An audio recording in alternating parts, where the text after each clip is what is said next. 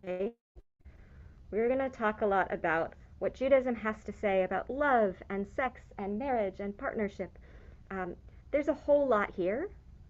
I am happy to answer any of the questions that you have, and I recognize that for some people it's not so comfortable to ask those questions in front of other people. So if you have questions that you'd like to ask on your own, please send me an email or shoot me a text message. I'm happy to talk about it. I think that's one of the things that still shocks me is like here we're just very blunt and open about it. Mm-hmm. Whereas like, coming from home, before conversion and all, it was like very storybook, and even as an adult, it's very taboo to talk about it. Right. So when you and Rabbi Bible will say something, like sometimes I have a deer in headlights look. That's why I'm going, oh wait, okay, that's okay here. And then we get Emma's doctor, anatomical, and we get deep into it. All right. So talking about things being very, very open, when we're talking about bodies in Judaism, there's this beautiful story in the Talmud, Brachot 62a. I'm going to tell you how the story starts, and then this text is how the story finishes. So in the textbook, it is on page 184. Or in my version that I have. Oh, it's 182. 182 in the new version. Thank you. All right. So this too is Torah. This is a Talmudic story, and in this Talmudic story, it's about students learning from teachers, from the way that teachers not only study, but the way that teachers do. The story starts out that Rav so-and-so, I don't remember their names, but Rav so-and-so follows his teacher into the bathroom. And he sees his teacher doing his thing, and he says, aha, from this I learned that you can only face this, you can face this direction when you pee, and this direction when you poop, and you should make sure to be standing in this particular position, standing or sitting in this particular position. And the rabbi says, what are you doing in here? And the student says, this too is Torah. I must learn it. So there are a series of stories like this, and this is the last. All right. I want us to ask the question, what in the world is this doing in our holy text? Ready? Great. Rav Kahana was a student of Rav. One evening, he came and hid under his bed. He observed how Rav conversed with his wife, made her laugh, and then started to have sex with her. Rav Kahana cried out, and Rav was startled. Kahana, are you here? Get out, you don't belong here. Rav Kahana answered, this too is Torah, and I must learn it. Great. What in the world is this doing in our holy text? I hope to go to some metaphor. That it's not a literal interpretation. Okay. So you want to read it generously and say, okay, this is a metaphor. What is this a metaphor for? This just might be a metaphor. The nice interpretation would be that it's about you must embrace and view sex as not something dirty, but something to learn about, and also emphasizing that it's not something that, the reassuring thing, it doesn't come naturally. You do learn, you do get better. It's a mental activity as well as a physical activity. Because he also observed how he conversed with his wife, so it's also implying the connection he observed between two people. That is the nice interpretation. I like that a lot. So sex is something that we can learn about. It doesn't just come naturally.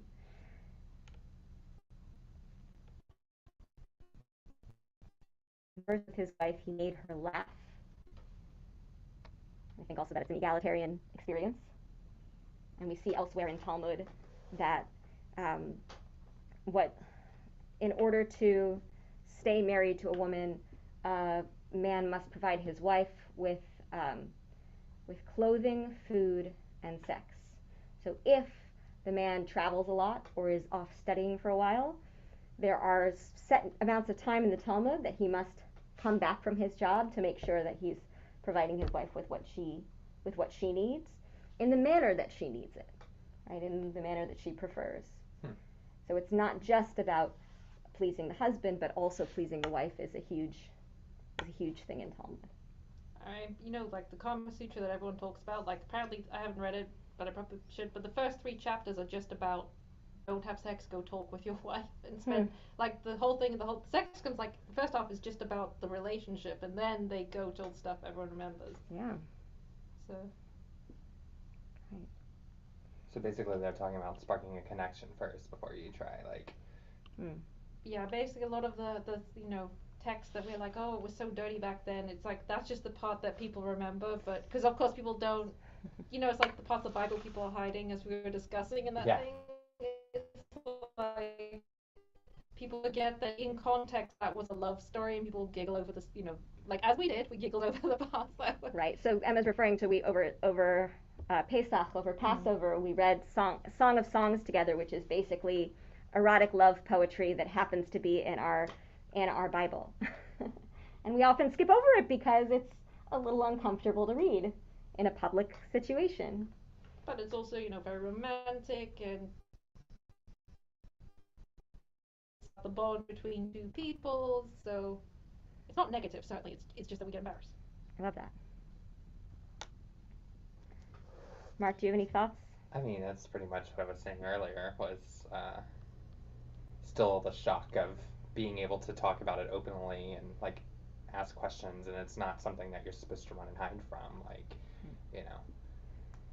even that day when I read something, I was being literal with a text, and you were like, no, I don't think that's quite how that's interpreted. It's talking about this, and I'm like, oh, you mean we can talk about that here?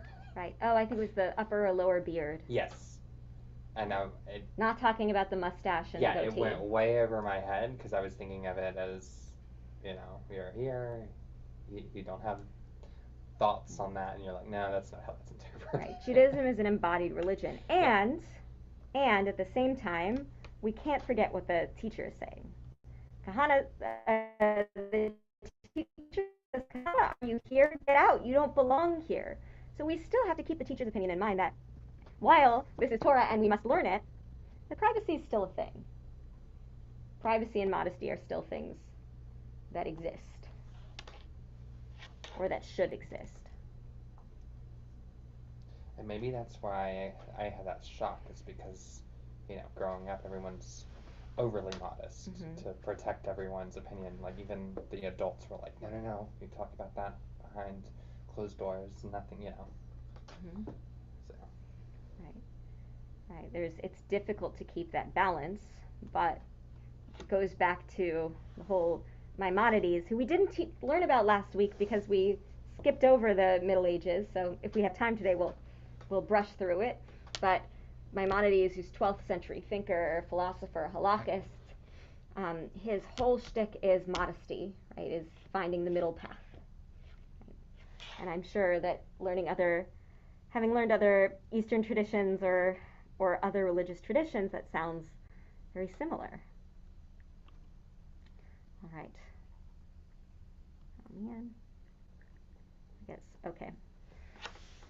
Our next part, we're going to do some reading on our own because this, again, reading about sex out loud in front of other people. So what I'd love for us to do is to read this section on our own. I'm going to give us 5 minutes or so, check in, see if y'all are ready. This is by Rabbi Elliot Dorff, who I talk about a lot. He's wonderful. He's and not afraid to talk about bodies. He, a little aside from rabbinical school, he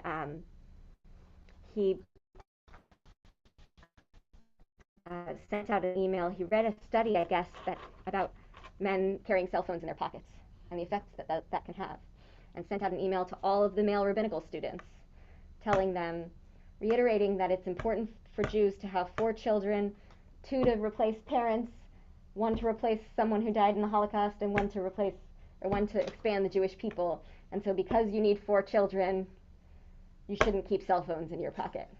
Good, I want 4. Matt wants 2. There we go. You won the battle. There you go. There's some wiggle room. I will win. He'll look at the cute baby and go, I want another one. So I know I'm going to win this fight. I see. We are going to read these few pages by Rabbi Dorff. So page, I don't know what page they are in your book, but 183. 183 through. What are you wanting us to stop at? Through a final word on kosher sex. Okay, so 183 through 185. 183 through 185. Or if you're just reading on the screen, every few minutes I'll move the screen around a little bit. But what I'd like for you to write down or to mark is, one, what's surprising to you in what you're reading?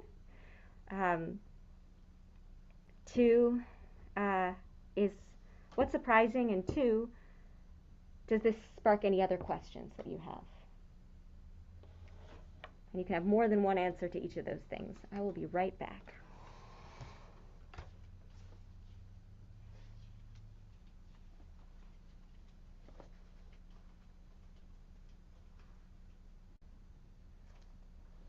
I was tempted to do a dramatic reading. If you'd like, go ahead. I'm sorry. Our program chair sent us an email. A nasty gram, and I did a dramatic reading for her. Yes, the Jewish mother voice. Wonderful. So, Nasty gram. I have heard that before. It's a nasty gram. yeah, but not directed at anyone. Just all of them. Yeah, it was not, it was not Lashon Hara. Those are my favorite. Well, technically everything is, but I wasn't going to count it.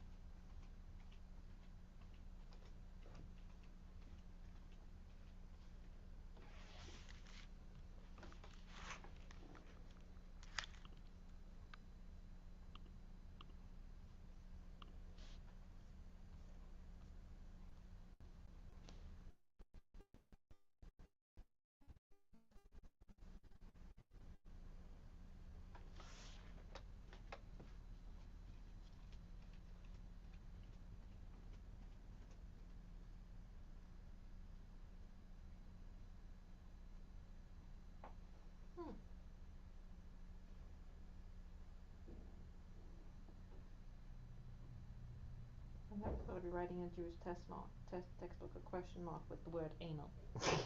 I have a question. I was waiting for it. It's I don't know why that's the sex act I thought of. I just was like, I just want to know if it's discussed. I'm sure it's somewhere I'm sure there's something in the Talmud about it. Some sort of argument between the old men about that is unintelligible. I think that's the one thing it's like, no.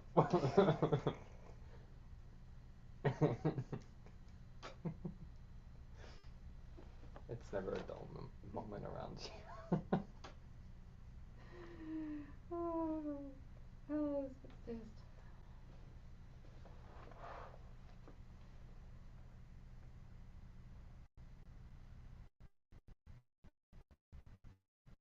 Oh, we did get to the Untitled Chapter, so.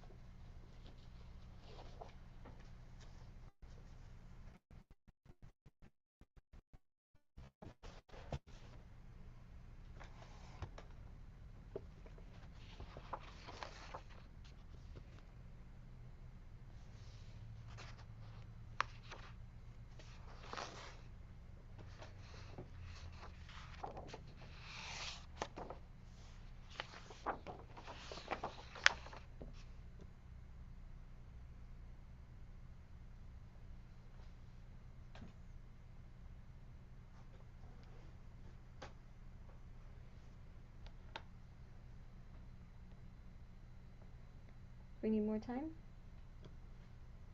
Just a little bit on our own. Great. We got derailed. Sorry. That's pretty useful. Please get derailed. Just know that there are other people listening. Oh no, they heard the whole thing. Oh, I forgot they could hear. I was wondering. You can always reach over and tell me to mute. Oh. They know weird anyway, it's fine.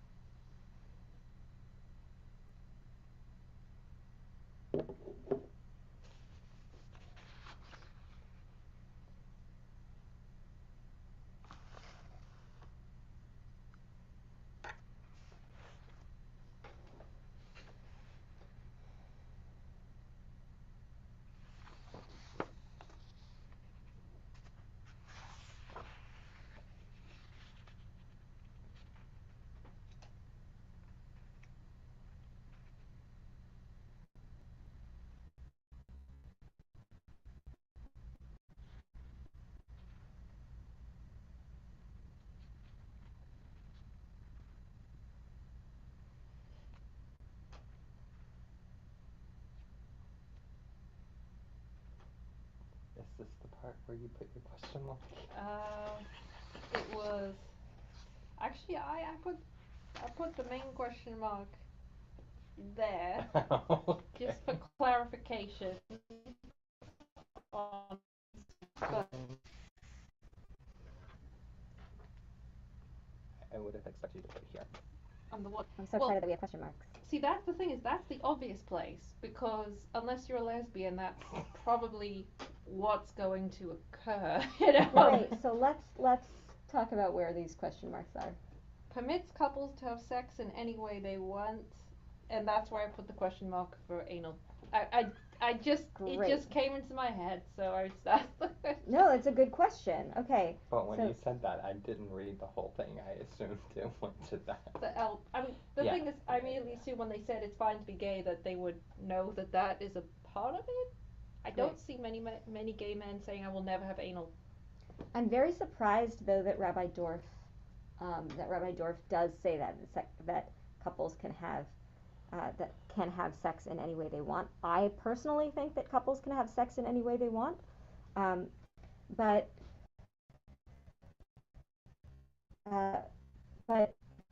easy, straightforward thing.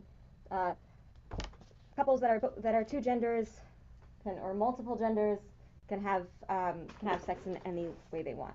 There are multiple ideas about so rabbinically, two women, kind of frowned upon, but we've pushed that aside in liberal Judaism, right?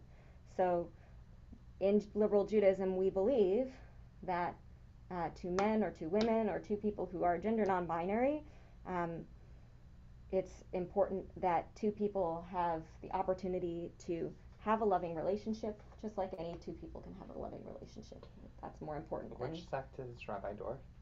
He's conservative. Okay. So that just surprised me that he was saying it because. Mm-hmm. So Rabbi Dorf, a little bit about his background actually, and I talk about him a lot because his books are really wonderful. Okay. He has his daughter. I think it was his daughter came out in I think the 80s or the 90s, and up Okay. until that point, he had kind of gone along with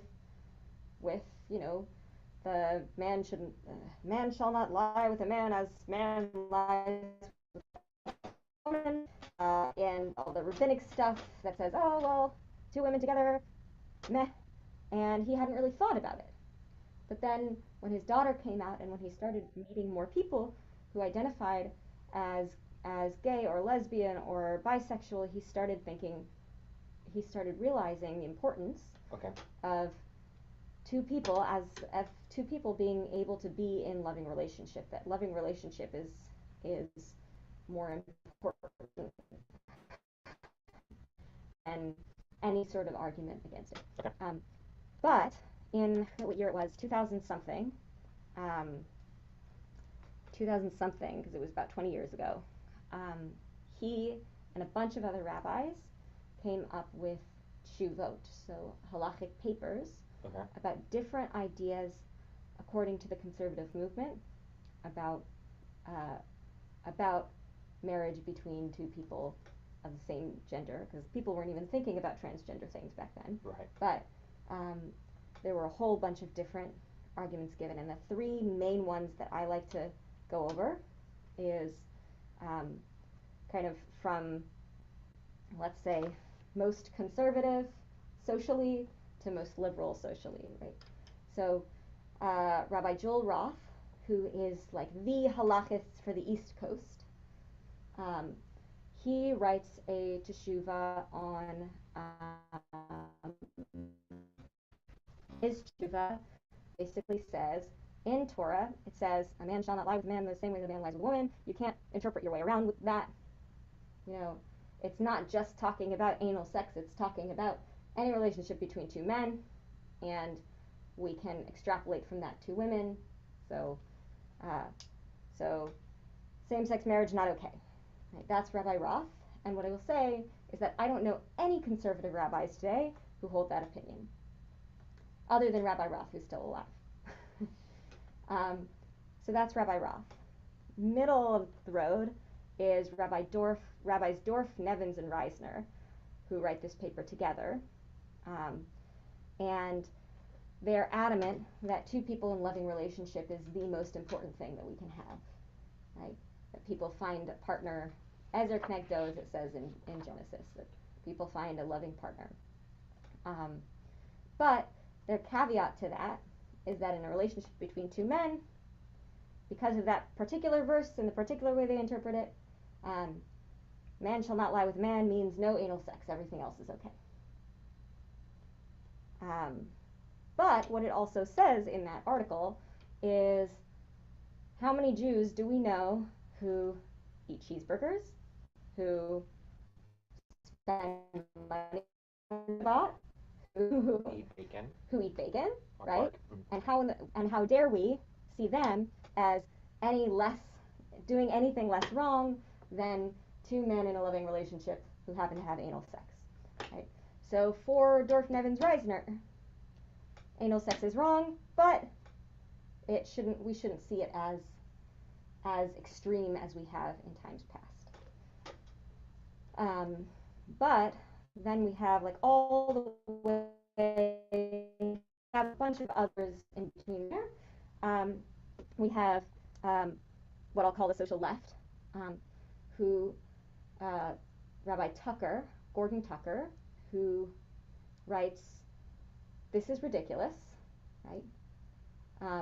There is rabbinic precedence for doing what we call a takana, which is wiping the slate clean because we know that that's the right thing to do, right? We are wiping the slate clean and saying that two men, two women, two people of any gender can be in relationship as long as they're loving, mutual relationship, having sex in any way that is appropriate to them.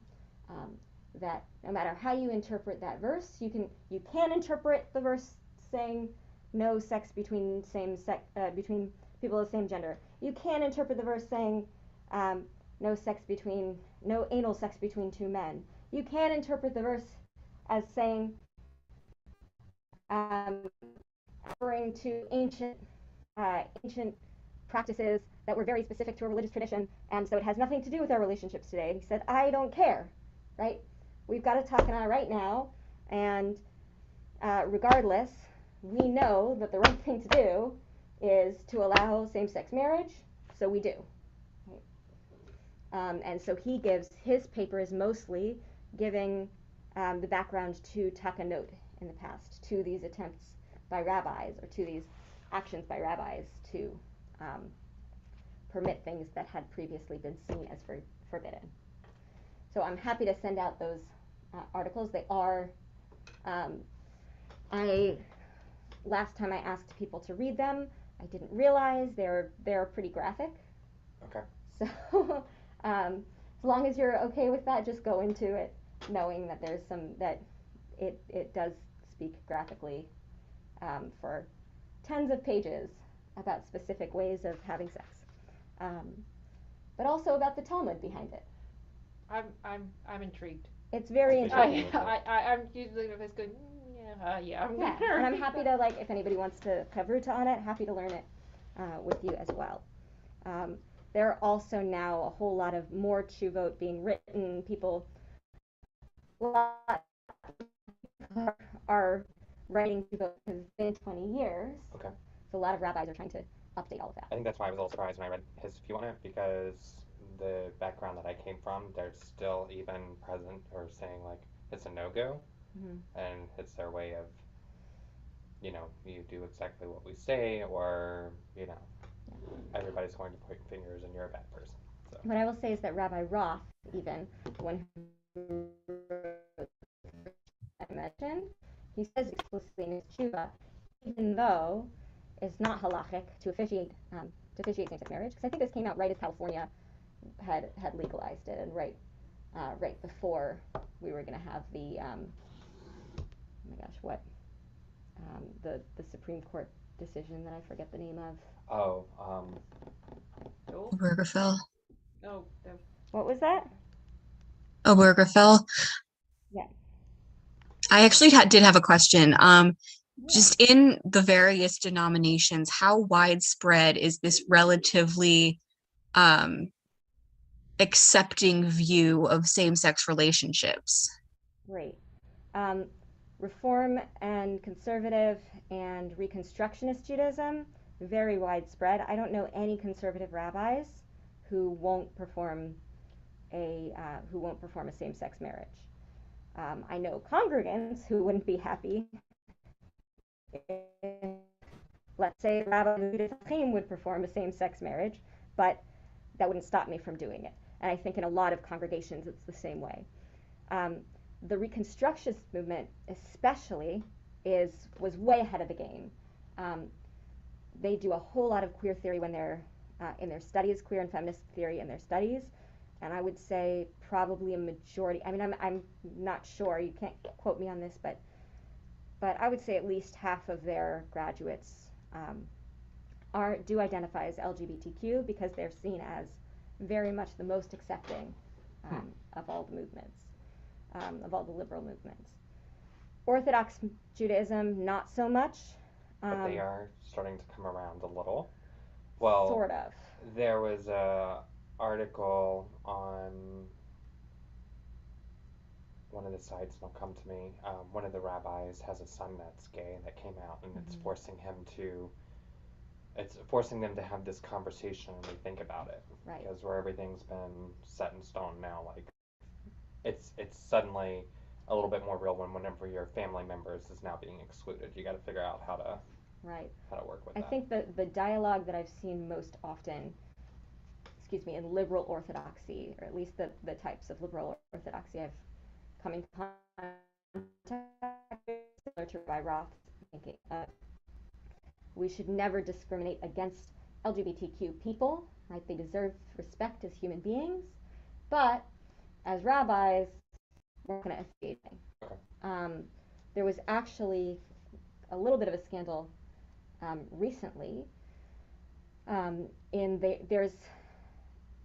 are two yeshivot, two schools in America that are seen as kind of, when I say left-leaning, I mean socially. So like socially left-leaning orthodoxy. There's Yeshivat Maharat, which is a women's ordination program. Orthodox women's ordination program. There are a few in Israel too, but the one in the U.S. is Maharat. And then there's Yeshivat Chovevei Torah.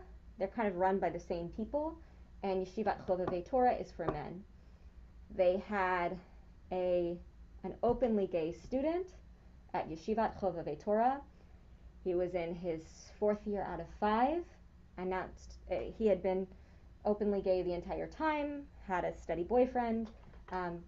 He came out and sent out engagement, or he was out, but he sent engagement announcements once he and his boyfriend became engaged, and got kicked out of the school once they had taken that step to say we are going to get married.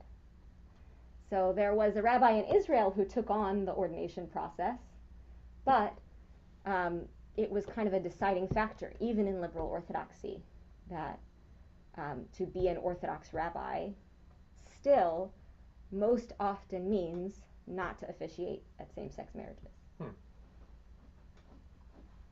There's still some work to be doing there. Still some work to be done. Yeah. Absolutely. Right. Same thing with women don't count in a minyan. No matter how you argue, women won't count in a minyan in Orthodox circles. Oh, Orthodox. I was like, that's not how it works here, though, right? Not how it works here. No. Okay. Or we'd never have it. That is true. Great. All right. Other questions that came up from all of this? Oh, I was just curious. Similarly, the speech patterns should manifest respect. So I was just wondering if technically I should not be calling people a boob, because Yeah. technically, or the term that program chair used in the email against us. So That's kind of a crummy thing for your program chair to do. Yeah. But yes, absolutely. And I don't We have a know. word for him. yeah. Let's see. Where is?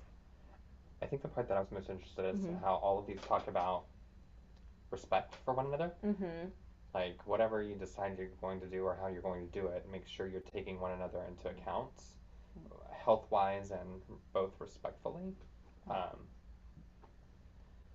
That's something that I don't, I see on the Judaism, but I didn't see so much in other religions, as it was more of the male was the one that took charge, Mm-hmm.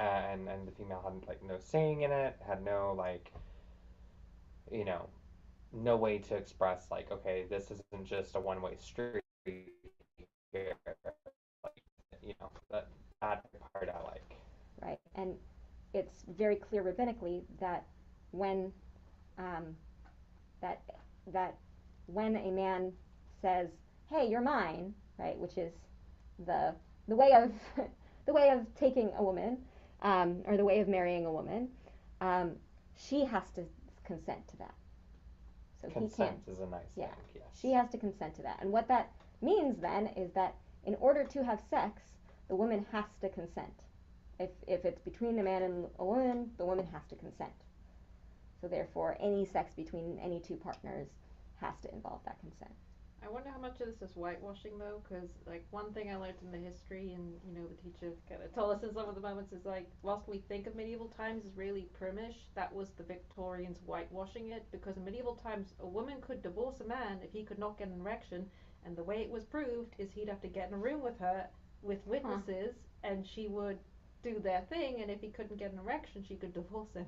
Mm-hmm. So, and this was, I think they, no, this was when they were Protestant, so they had gotten out of the Catholic Church. Okay. That was one of the, so they actually had more liberal divorce laws than they did in the Victorian era, where you couldn't divorce for that. Huh. Right. And what I will say though is that in Judaism there are so many different strands of Judaism. There are some strands of Hasidism where you're not supposed to have joy in sex. Sex is not supposed to be an enjoyable thing. It's to have lots of children, and you're not supposed to really be looking at the other person while but that's very much a minority opinion. That's where they joke about, there's About the always, sheep. yeah, and about the meme about the fully clothed Jews, Right. the Family Guy.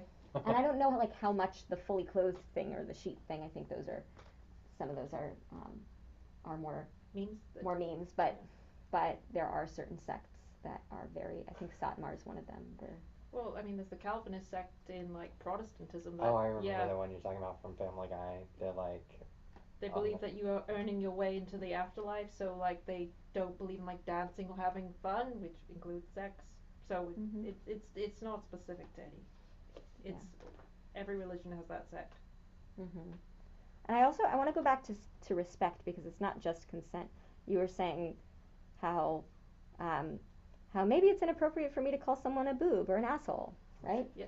So um, so that's not just in these loving relationships, but it's kind of in a bit that I wasn't planning on getting to, but on page 188, there's a passage from Buber, which is who was writing in late 19th, early 20th century. He writes this book called I and Thou. And I'll just read the first line. People are always relating to the world in one of two ways, I it or I thou, right? So actually this is this is a later rabbi interpreting him. But when we're talking about I it, it's how we approach objects like a book or my cell phone, right? And I thou is the way that I approach someone that I love and respect. And so Buber is encouraging us to look at every person not as how am I going to benefit from this person, or why isn't this person doing what I want them to do, right? But to look at them as a fellow creation of God.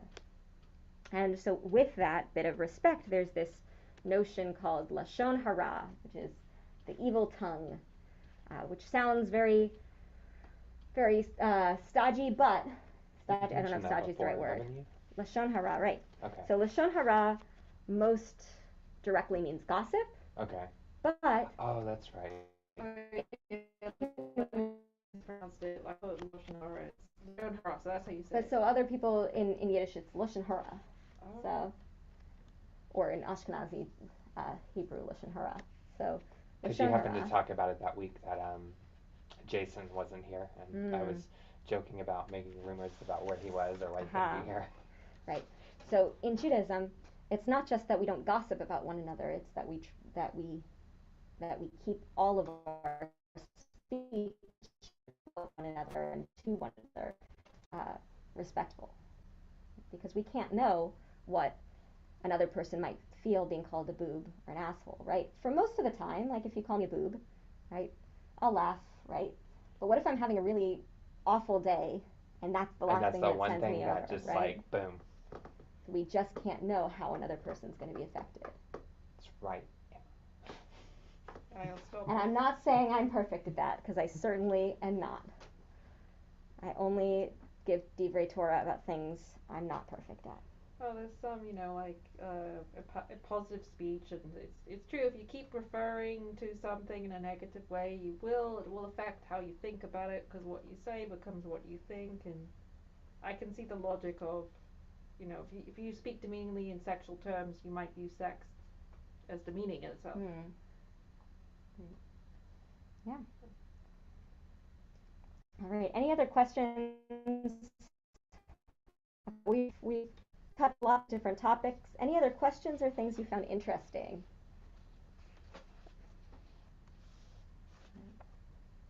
And if you think about anything, please let me know for next time. Actually, one other thing that I want to mention that I will never mention on the Bima, because our congregation has mixed opinions, and I've only been rabbi here for less than 3 years. But oh yeah, 3 years is coming up in August. In June. Well, June for you, but for 3 years for you, Rabbi yeah. Feivel and myself, August. Right. So I want to go to that paragraph where it says, "What does Judaism say about conception?" So okay. about contraception. Sorry. So he says here, right, that Jewish law forbids abortion in many cases unless the pregnancy poses a threat to the woman's life or health, either physical or mental. So, and that can be interpreted broadly, right?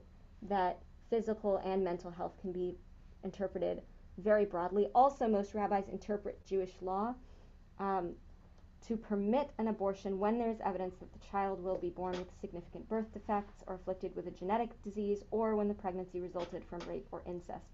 So the vast majority of reasons why someone would get an abortion are reasons that that rabbis of most sects of Judaism would permit an abortion for. And also add that there's a biblical component to this. There are lots of Talmudic quotes, but there's a biblical source that is most often referred to. So there's this idea that if two men are fighting and a woman gets in, pregnant woman gets in between them and ends up getting punched in the stomach and has a miscarriage as a result.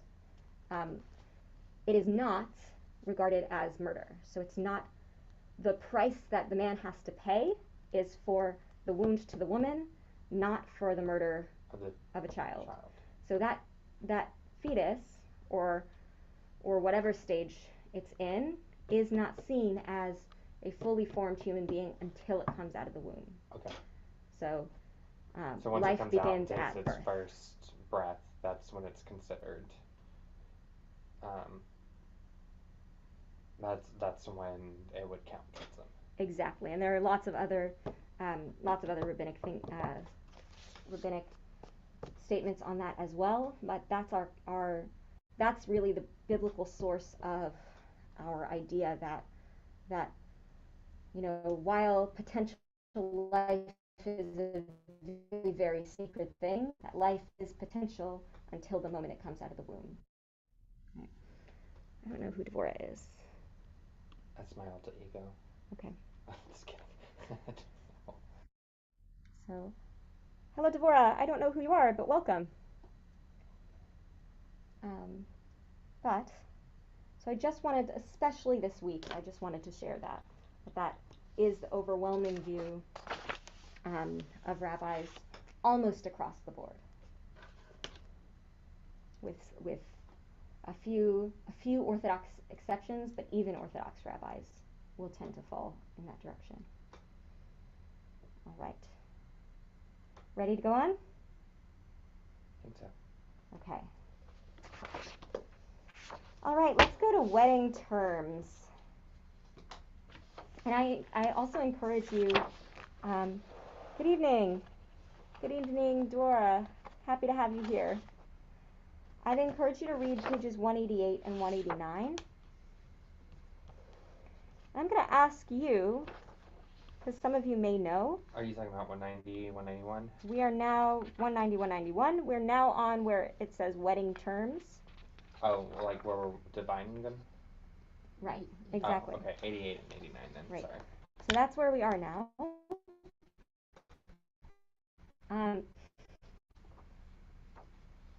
So I'd love your help too, if you know what any of these things mean. So mikvah, what is a mikvah? Why do we do mikvah? Mikvah is the cleansing water, or? Yeah. Cleansing waters. It's a ritual bath. When are some times that we would go into a mikvah?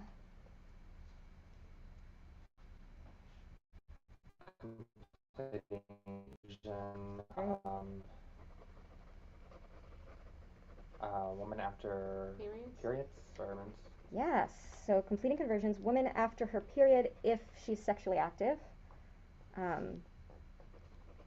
or if there's a potential that she'll be sexually active, because it's not the period that is the issue, it's the having sex after having menstruated. So women after period, and then often before weddings. So both Feivel and I went to mikvah before our wedding. And a lot of mikvaot that we can go to, thank you, marriage, a lot of mikvaot that we go to will, not the one in Dallas, but will have guides, mikvah guides there, who might read you a reflection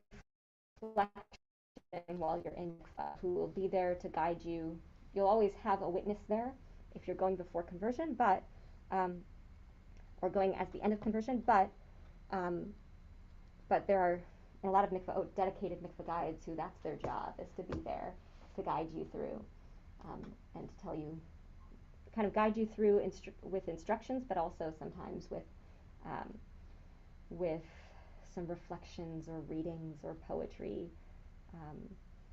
And a lot of mikvah we go to are kind of constructed like spas, so they're very relaxing, and the water's always warm.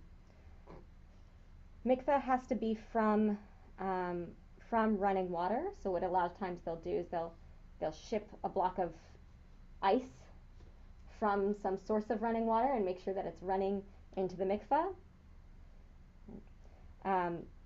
Another way to do mikvah is to go into a natural body of water.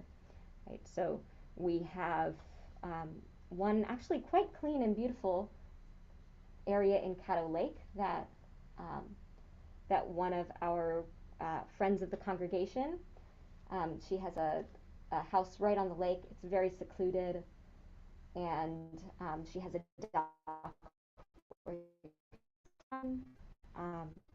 and that's one place where we can do mikvah also.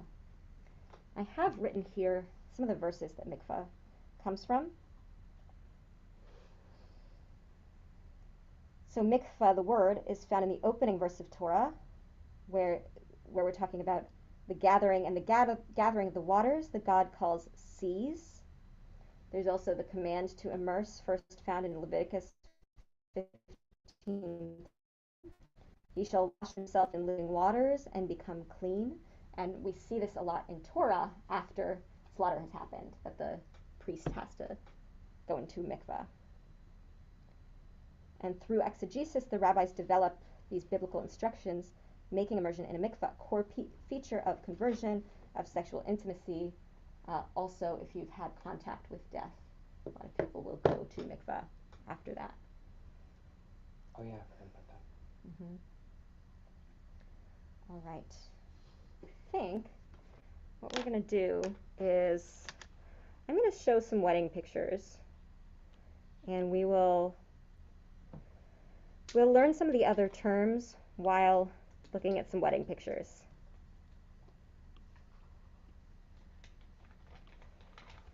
So these are from Our Jewish Wedding from April 14th, 2019 in Malibu, California.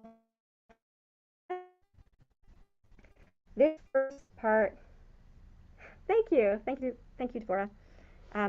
This first part is from the part of the wedding known as the Bedeckin. Or actually, it's not even, you know what, it's actually not yet the Bedeckin. There's often a part before the service, before the wedding service even starts, kind of like a pre-party, right? Where often it's separated into the bride's party and the groom's party. In the bride's party, it's the custom for the bride to give blessings to everyone present. So there will be a big line of women. In ours, we invited both women and men, but mostly women were on my side and men were on Feivel's side. But the bride will give blessings. And it's called, oh my goodness, blanking, something panim. Kabbalat panim, like accepting faces. And that's Mara there. Do what? On the far left, that's Mara, so she does exist, I promise. In the back? Mm-hmm. Oh, okay. Yeah.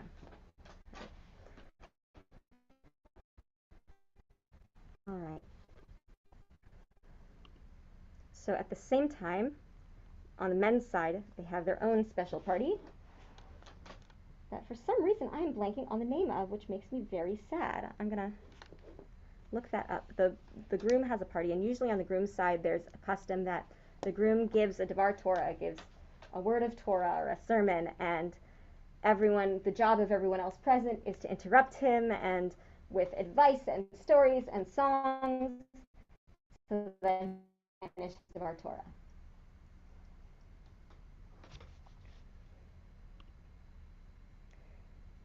here we have the signing of the ketubah, Marriage contract. the marriage contract. There we go. We need 2 witnesses for the signing of the ketubah. A friend of ours was the rabbi who led that part. She's here. And this is the Jewish contract. It doesn't count as like, or does it count? It does not count as a marriage contract, but usually in a Jewish wedding, they'll be done at the same time. Oh, okay. So sometimes the ketubah is signed kind of in that inter part between the before parties and the wedding itself, the wedding ceremony itself. Mm-hmm. Which is what we did. So everyone was present. Basically, both parties came together at the same time. So the party came over the men's side, and so everybody gathered together. Our 2 witnesses, we had one woman who's a synagogue president, the last place that I worked, and she's who I want to be when I'm 70 years old.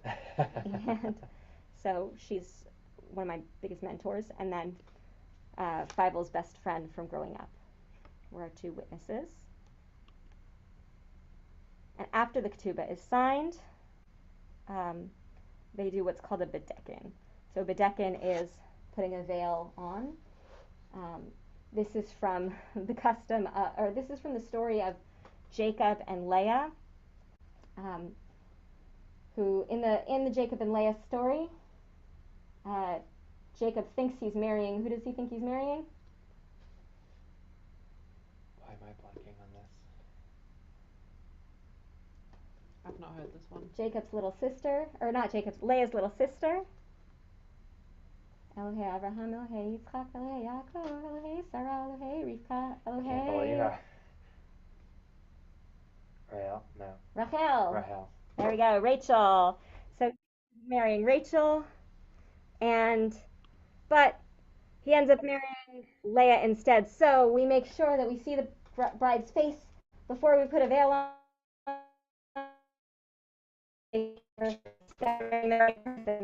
Right. Nowadays, not everybody does the veil, but that's the origins of the Bedeckin. All right.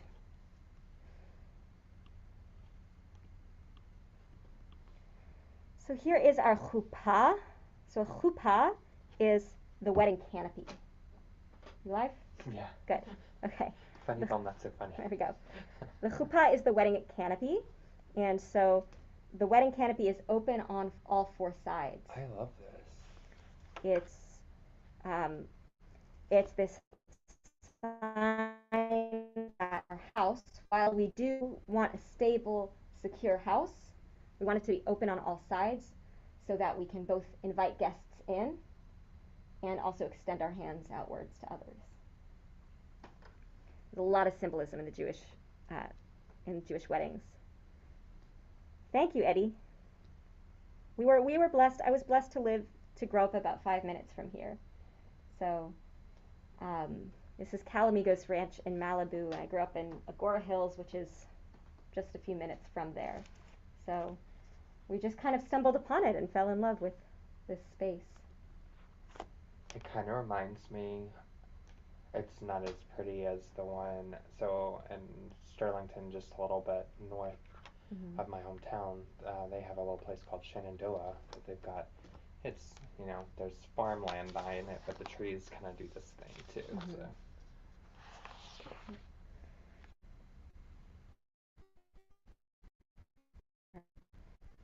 So doesn't happen in every wedding, but just to show you how people might be set up at the wedding. We have Feivel's parents on one side, my parents on one side. Sometimes a chuppah will be not attached to the floor, so you'll have 4 people holding the poles. And then we've got our rabbi in the middle there. She was the one who first tried to set us up. Right. These 2 images here, they're both involved in what we call kiddushin. So we say a blessing over wine. What does wine represent in Judaism? Wine or grape juice? It's joy. Joy. Okay. Yes. Okay. Joy. We always like to use white wine or white grape juice just because the bride's often wearing a white dress. Normally, the groom wears a white kittle, which is a big white robe, but Fievel forgot it in his car. But it is custom for both bride and groom, or for both partners, to be wearing white. So we say a blessing over wine or grape juice, and then we also do an act called kiddushin, where literally originally, halachically, the man says to the woman, you are betrothed to me. I acquired you. So in modern weddings, the other partner will often say back, you are betrothed to me too. Or we'll say a lovely verse from Song of Songs to say I love you, right? So that both partners get a speaking part. What Fievel and I did, Song of Songs is the interesting one we read. We both kind of switched around the grammar. I'm betrothed to you. We put our 2 rings into a bag, lifted it up together so that it was more of a partnership and not a one-on-one transaction. I like that. And we changed the words of our ketubah to fit that as well.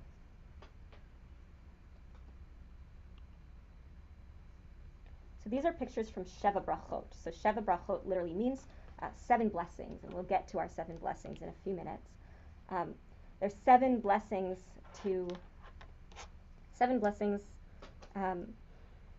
for marriage and for the future, and they're beautiful. We'll get to them, and either the rabbi will read all of them, or we'll invite up good friends one at a time, friends and family, to read these blessings. And so for us, we had pairs of friends and family come up. One would read the Hebrew, one would read the English, so that everyone would know what was going on. At the end, more wine and grape juice.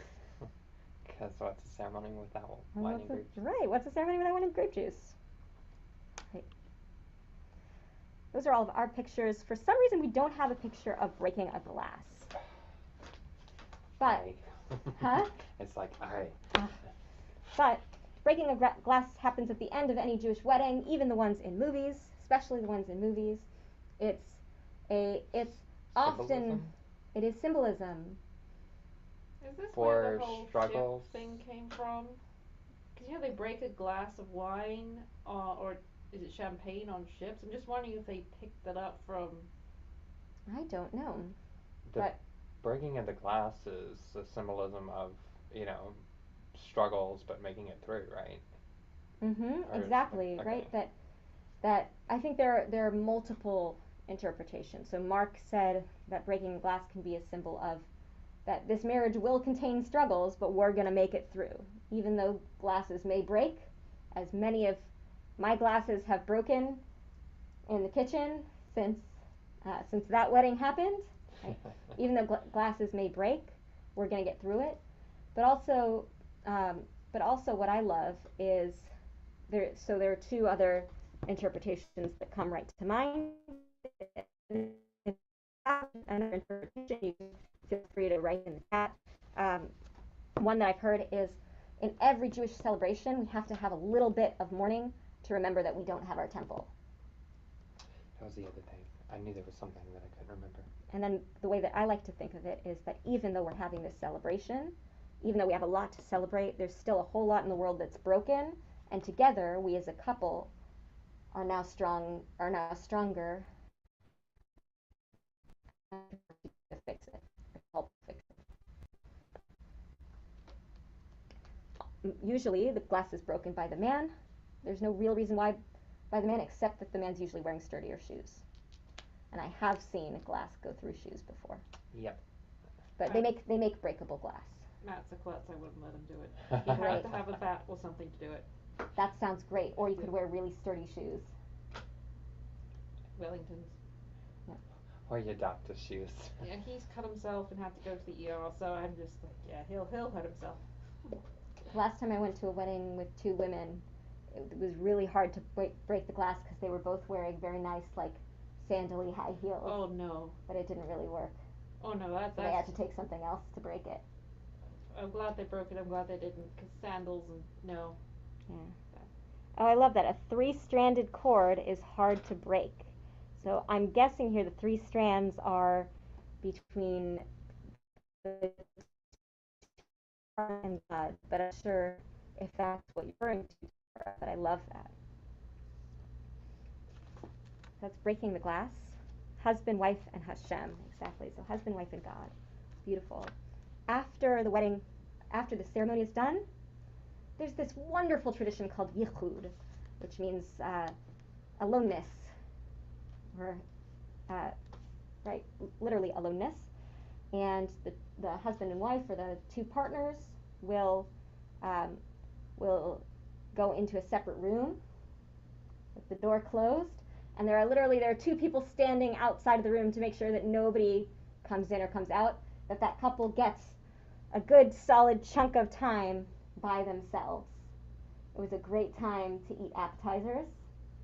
Because everyone else wants to pull you sideways, talk to you, congratulate you. Exactly. You don't get appetizers. Oh no, then you during- pass out, and that's just not Right. acceptable. Great time to eat appetizers. Traditionally, because according to Talmud, marriage comes around with kesef, which is money, shtar, which is document. So the money is represented by the ring, and the ring I didn't mention before. The wedding ring, traditionally just given to the wife, but now most often given for each other. The wedding rings are an unbroken band, so no jewels on it, no inscriptions, just a plain band. I used this one, my bubby's wedding ring. It's got inscriptions in the middle, but on the outside it's a plain golden band. And then I put on another one with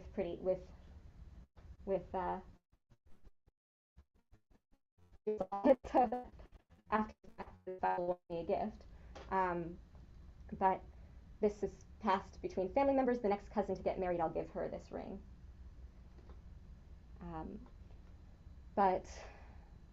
So we said kesef, which is money, shtar, which is a document, that's the ketubah, the marriage contract, and bia, which is sex. Always comes back to sex. So yichud is our opportunity to say, look, they've been in a room by themselves for 10 minutes, they must have had sex.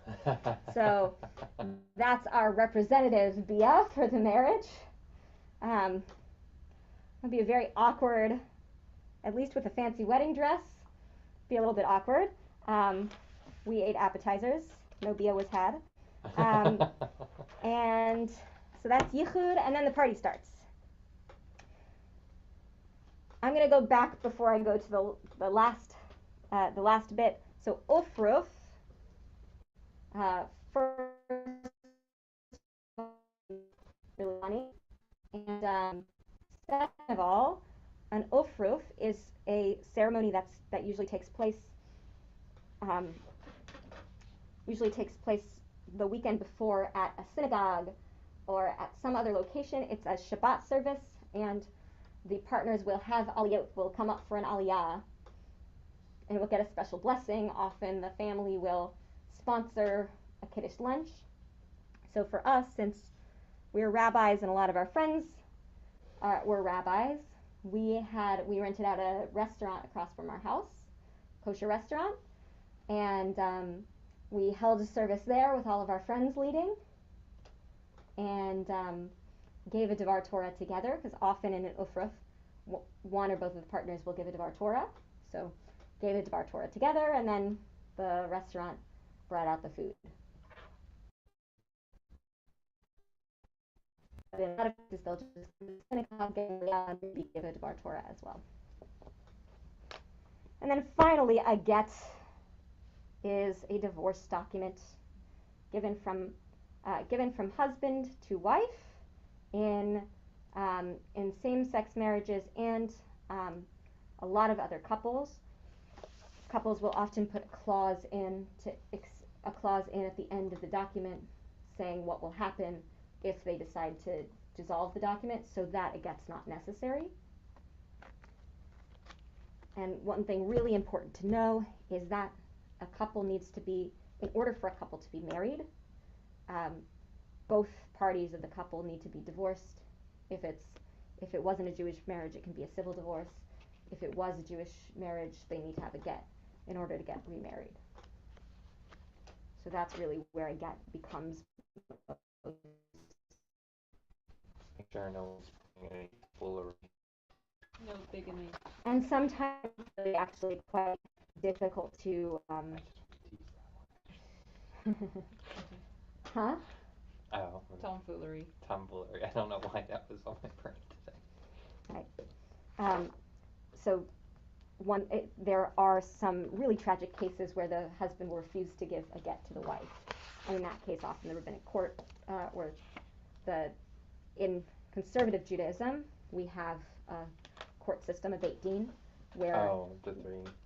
Where we can, where after they've had a civil divorce, if they've had a civil divorce, we can figure out a way to get a get to the woman, or if the woman doesn't accept the get, for there to be a proxy and for the man to give the get to the proxy. And in Orthodox circles, if it's a small community, the community will kind of shut out the man until he gives the wife a get.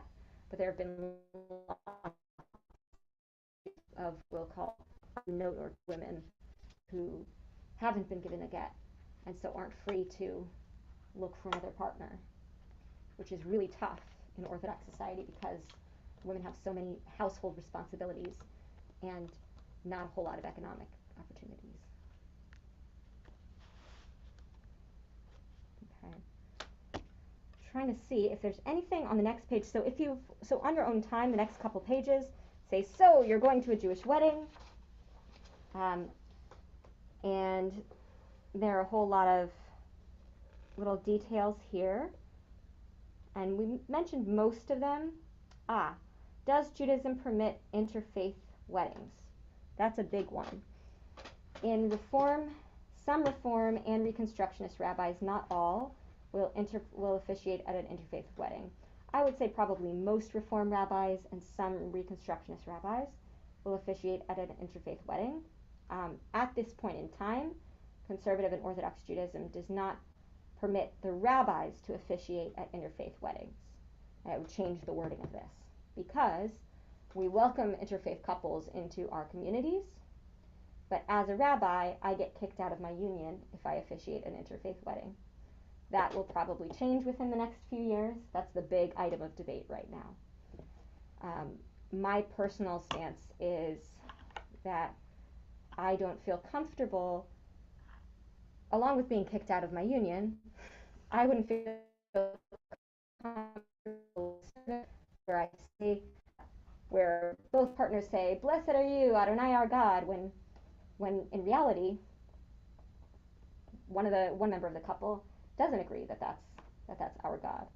But I have officiated weddings of two people who are not Jewish.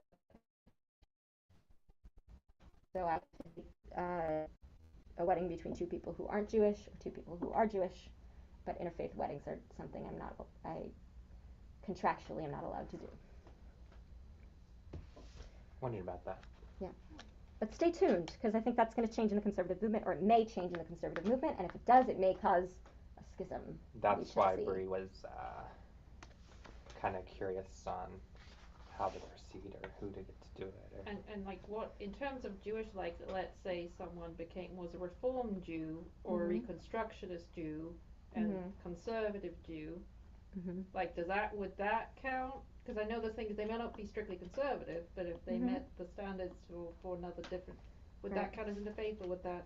If someone is halakhically Jewish, so meaning halakhically Jewish according to the standards of whatever movement we're in. So in conservative Judaism, like if somebody halakhically Jewish would mean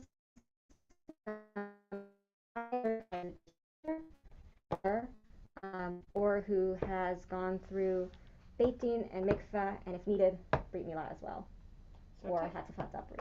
So technically, if I did everything but the Bedeckin, I could technically marry Matt.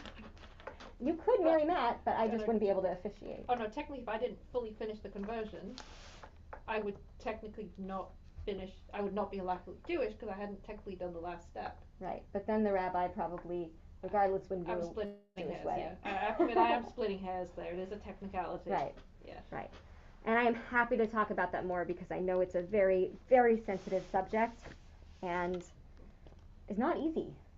Yeah, no. Because our spouses and our partners in the community who are not Jewish are still a huge part of our community. There's also I see the contention because they have this in England where, because everyone wants to get married at a church, and the priests are like, there's so many people that we're cutting out the actual congregation to marry people who aren't necessarily, strictly that religious. So they kind of, a lot of churches have said, no, you have to be like, see certificates, you gotta be baptized and all this stuff, just because, Oh, you have certificates? Well, Catholicism, you have to get, like, they become more strict on the old pretty churches because everyone wants to get married there, and they're like, well, So with certain, it's kind of similar with big conservative synagogues. The rabbi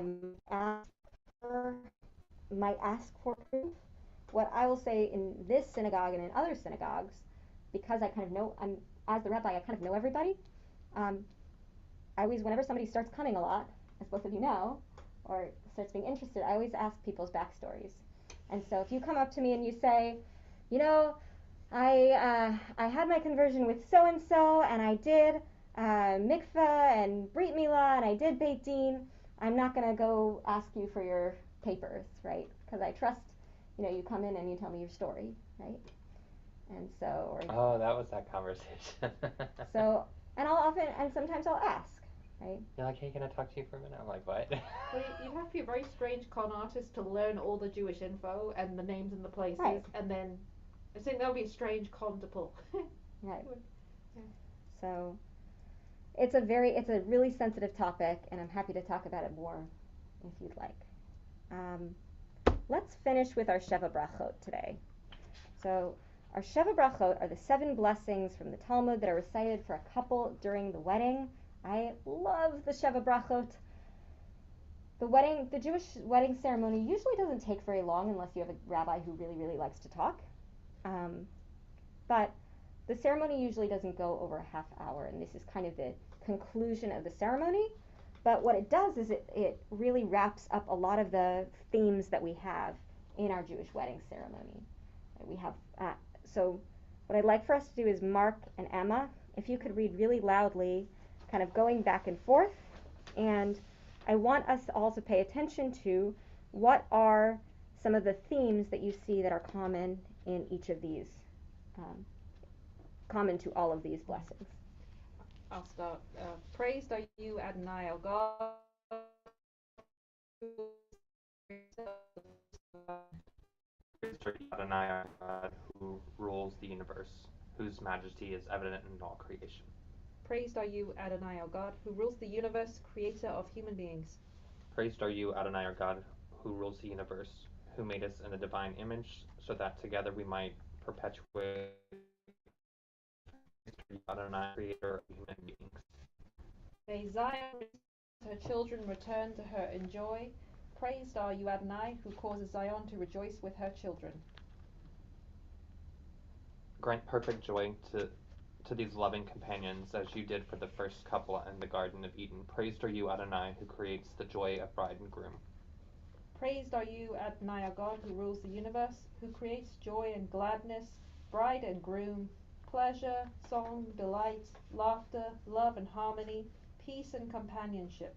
Adonai, our God, may there always be heard in the cities of Judah and the streets of Jerusalem voices of joy and gladness, of happiness, voices of brides and grooms, the jubilant voices of those joined in marriage under the chuppah, the voices of young people feasting and singing. Praised are you, Adonai, who causes groom and bride to rejoice together. Beautiful. Sorry, I'm trying to learn how to do the sound.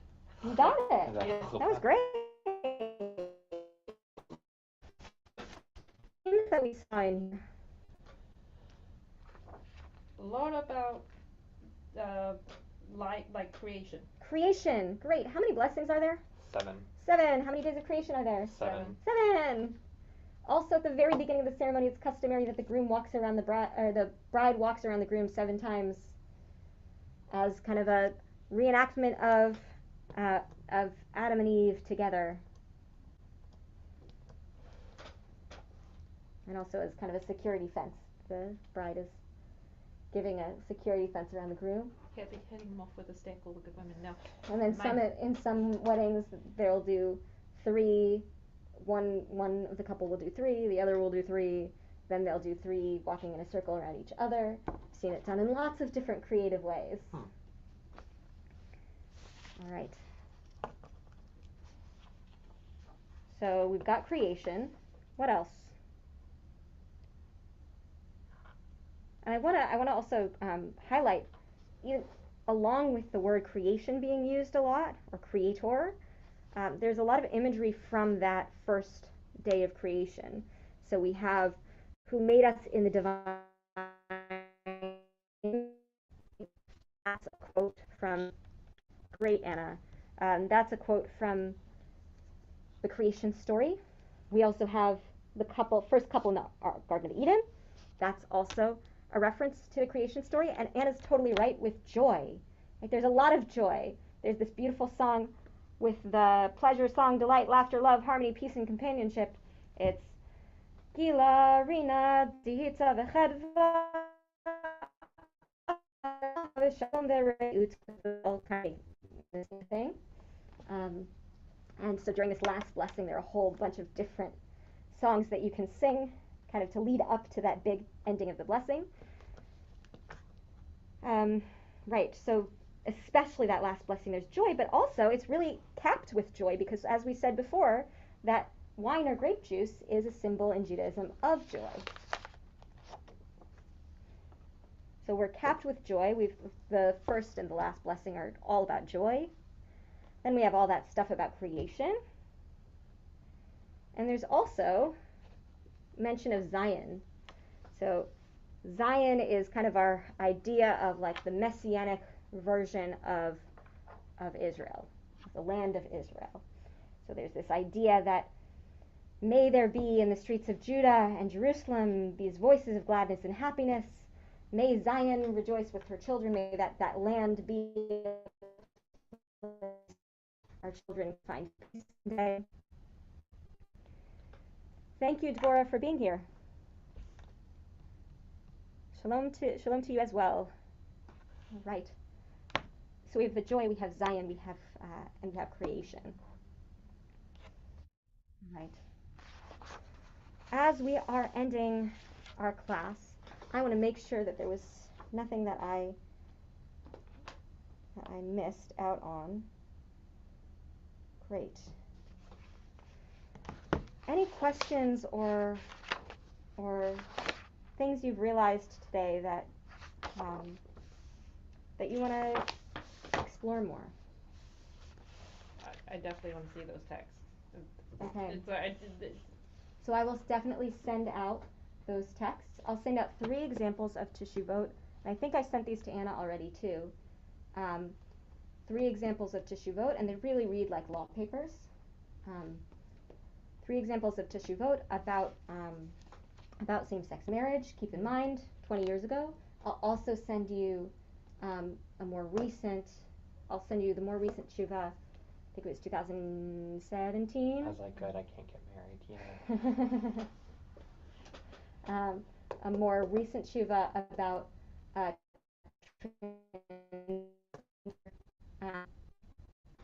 people who are transgender, or identify as transgender in halakha, and that was even done without mention of people who are gender non-binary. So who knows, right? I'm excited for when that teshuva is going to come out as well. But the transgender teshuva, I think, also is going to encompass. I think the conclusions of the transgender teshuva are also going to encompass people who choose to be gender non-binary or who are gender non-binary. So I'll give you that one as well. And also, what I love as well is a few years after those initial tshuvot about same-sex marriage came out, there was the RA published, the RA and the CJLS, the Committee for Jewish Law and Standards, which is through the conservative movement, published 2 different versions of a same-sex wedding ceremony, and a lot of what's put forth in those 2 versions have actually been adopted into other wedding ceremonies. So Feivel and I used a lot of what are written in those tshuvot because they're more egalitarian in nature. So I think it's really interesting. It's going to be really interesting to see how the wedding ceremony evolves in general in response to those beautiful rituals that are put forth in those examples of same-sex marriage rituals. All right. Other questions, things you want to look more into? All right. Eventually, we'll go back to chapter 12 if we have extra time at the end of the class, or in our week 19 catch-all class, we'll go back to chapter 12. Chapter 12. That is the one we skipped on medieval stuff. Okay. But I did send a couple weeks ago some beautiful articles, some great articles about medieval Jewish literature and how the history acted back then. Because history is not my strong suit. I felt like that, I guess because I keep hearing about Rashi and some of the others, I felt like maybe we'd already covered it, but I forget that Rashi comes up a lot in 929 and even during services, so maybe that's why I thought we did it. We'll talk about who Rashi is at some point in time. So thank you for learning with me. I'll see you next week. We're going to talk about Jewish parenting, and even if we're not parents or not planning to be parents, there are a lot of great things about Jewish ritual that are good to know in this next chapter, next week. So looking forward to see you then.